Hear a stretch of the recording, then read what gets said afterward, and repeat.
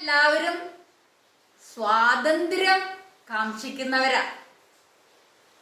ഞങ്ങളുടേതായിട്ടുള്ള ജീവിതം മാത്രം, ഞങ്ങളും ഞങ്ങളുടെ മക്കളും, അതാണ് ഇന്നത്തെ ചിന്താഗതി.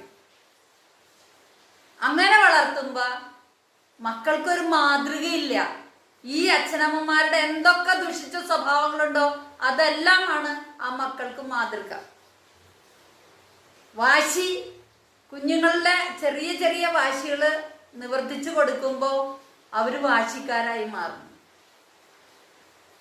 അതുപോലെ തന്നെ അവരെ പരിഗണിക്കാനോ അവരെ സ്നേഹിക്കാനോ നേരമില്ലാണ്ടാവുമ്പോ അവര് അനുസരണയില്ലാത്തവരും താന്തോന്നികളുമായി തീരുന്നു.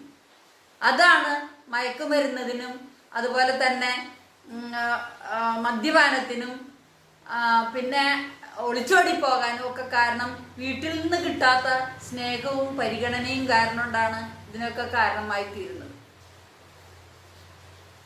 അപ്പൊ ഒരു മാതൃകാ അധ്യാപിക എന്നുള്ള നിലയ്ക്ക് ഞാൻ എങ്ങനെ എൻ്റെ മക്കളെ വളർത്തി, എനിക്കൊരു ടെൻഷനും ഇല്ലാണ്ട് എൻ്റെ മക്കളെ ഒത്തിരി കഷ്ടപ്പെട്ടു മക്കളെ വളർത്താൻ വേണ്ടിയിട്ട്, എങ്കിലും എൻ്റെ ജീവിതത്തില്, എൻ്റെ ഭർത്താവിൻ്റെ ജീവിതത്തില് അത് വലിയൊരു നേട്ടത്തിന് ഇടവന്നു.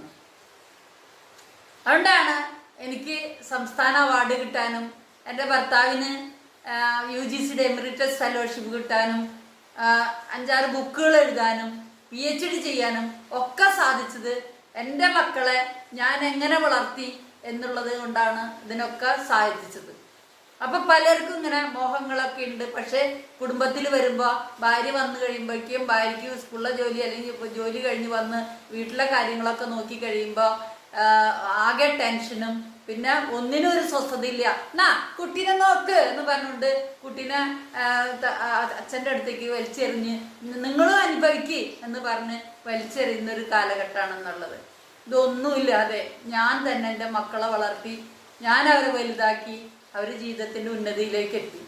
അപ്പൊ അത് എങ്ങനെയാണ് ഞാൻ ചെയ്തതെന്ന്, എന്ത് ചെയ്യണമെന്ന് അറിയാണ്ട് വേദനിച്ച് അനുഭവിച്ചറിയുന്ന മക്കളുണ്ടാവും. അപ്പൊ അവർക്ക് ഞാൻ എങ്ങനെ എനിക്ക് വിശ്വാസമുണ്ട് ഞാൻ ചെയ്തൊരു മാതൃകാപരമാണെന്ന്.